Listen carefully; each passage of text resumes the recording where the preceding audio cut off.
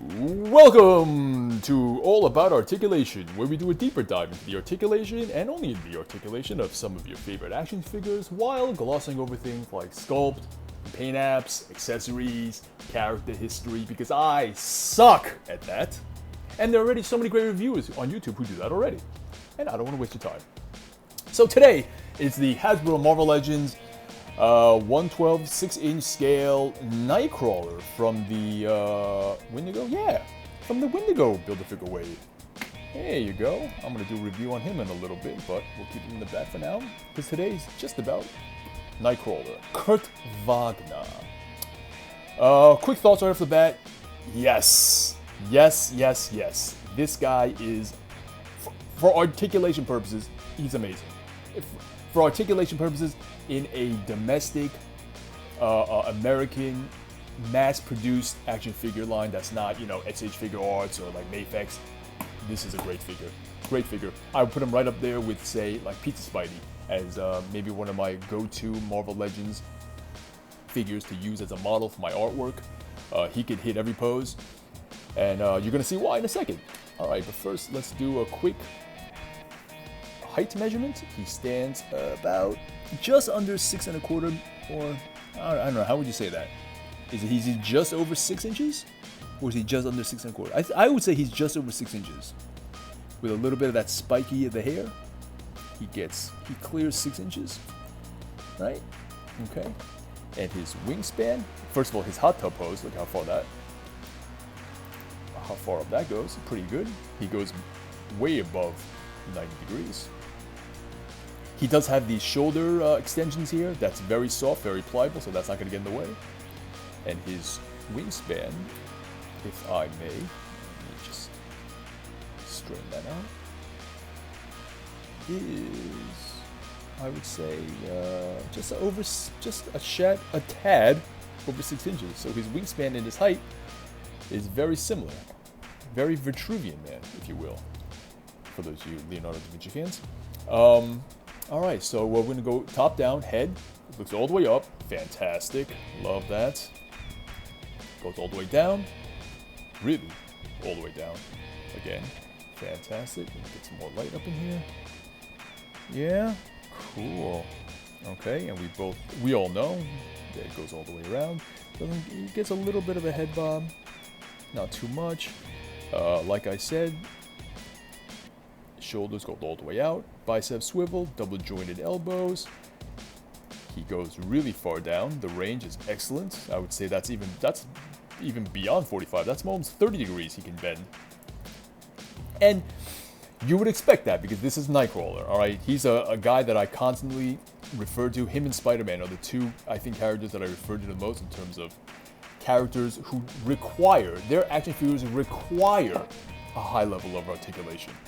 Okay? I don't need my Hulks to have Nightcrawler articulation. I don't need my Wendigos to have Nightcrawler level articulation. But Nightcrawler needs to have Nightcrawler level articulation. And this figure does not really disappoint.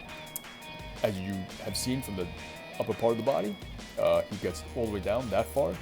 A very deep forward ab crunch and a very deep back extension. So he can bend his abdominal very well. Love it a lot. And of course we know. And oh yeah, also, and hidden from the costume design is a butterfly joint. Yeah, look at that.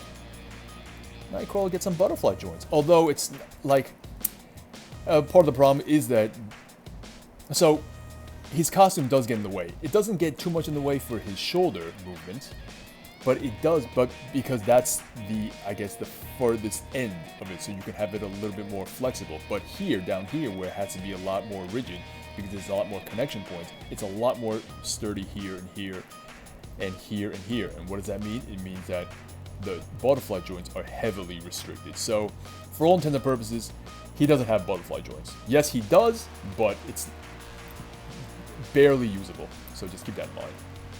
Alright, let's go down to the lower legs. Let's go down to the lower body, the legs. Hips. He can get a split. A pretty impressive split. And he has the ankle pivots, as most Marvel Legends do, so we can put him into a Glenn Webb split. Farthest down he can go, with both feet flat on the floor. Get that. Not bad. Not bad. He can kick out about that far. Not too much, but okay. I can live with that. He can kick back about that far. Again, not too much, but I can live with that. Upper thigh swivels, as we know. No boot swivel, no boot cut, but he does have double jointed knees. And without any effort, without any strain, boom, kicks his own butt. That's just perfect. Love it. The ankle articulation is very, very similar. He has good range. Okay, the movements are all classic Marvel Legends movements. You got the hinge, the pivot, the etc., but it's the range that really stands out. Like look how far he can bend that ankle, and then likewise look how far he can extend that ankle. Look how flat that is. So bending, extending, really good ranges of movement, I should say.